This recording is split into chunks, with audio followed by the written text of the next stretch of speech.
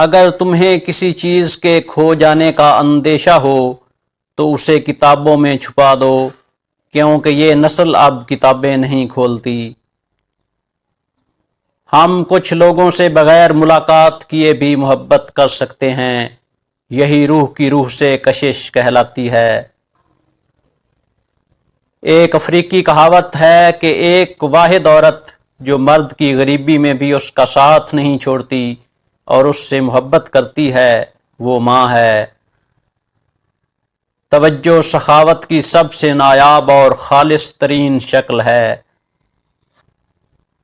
ایک عربی کہاوت ہے کہ ایک وقت ایسا بھی آئے گا کہ تمہیں دل کی خوشی صرف لوگوں سے کنارہ کش رہنے میں ہی ملے گی۔ ہم وہ اداس نسل ہیں جس کو ماضی کی یادوں سے باندھ کر مستقبل کے لیے ناکارہ بنا دیا گیا۔ فضول امیدیں بے وقوف کا خزانہ ہیں۔ انسان جتنا زیادہ بے وقوف ہوتا ہے، اس کی جلدی سو جانے کی صلاحیت اتنی ہی مضبوط ہوتی ہے۔ انسان ہی وہ واحد جاندار ہے جسے دنیا میں اتنے مصائب برداشت کرنا پڑتے ہیں کہ اسے ہنسی ایجاد کرنا پڑی۔ غربت کوئی عیب نہیں لیکن خوبی بھی نہیں۔ ہم نے کسی کو یہ کہتے نہیں سنا کہ یا رب مجھے غریب کر دے۔ گہری چوٹ میں بدترین اذیت یہ ہے کہ ماضی کی کوتاہیاں بہت یاد آتی ہیں۔ بدترین خسارہ یہ ہے کہ آپ کسی شخص پر ایک عرصہ تک محبت، پیار اور خلوص کے جذبات نچھاور کرتے رہیں اور آخر میں وہ شخص ثابت کر دے کہ وہ ان جذبات کے قابل نہیں تھا۔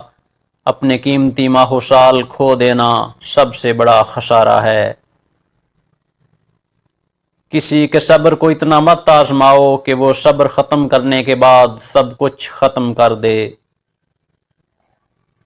لوگوں کو بتایا گیا کہ وہ اپنے خد و خال، گورے رنگ اور لمبے قد کی وجہ سے خوبصورت لگتے ہیں، حالانکہ ہر وہ انسان خوبصورت ہے جو ایک ہمدرد روح اور خوبصورت مسکراہٹ کا مالک ہے۔ ہاتھوں سے موتی بکھر جائیں تو انہیں سمیٹنا آسان ہے، مگر الفاظ سے کسی کی ذات بکھر جائے تو اس کا سنبھلنا بہت مشکل ہوتا ہے۔ تبدیلی کا راز یہ ہے کہ آپ اپنی تمام تر توانائی پرانے سے لڑنے پر نہیں بلکہ نئی تعمیر پر مرکوز کریں۔ جو لوگ دوسروں کا جینا مشکل کرتے ہیں، ان کا مرنا آسان نہیں ہوتا۔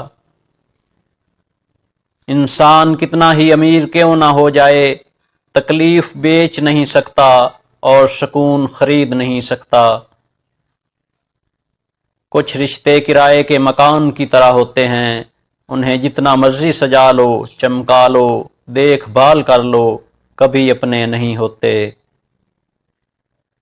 خوبصورت عمل انسان کی شخصیت بدل دیتا ہے اور خوبصورت اخلاق انسان کی زندگی۔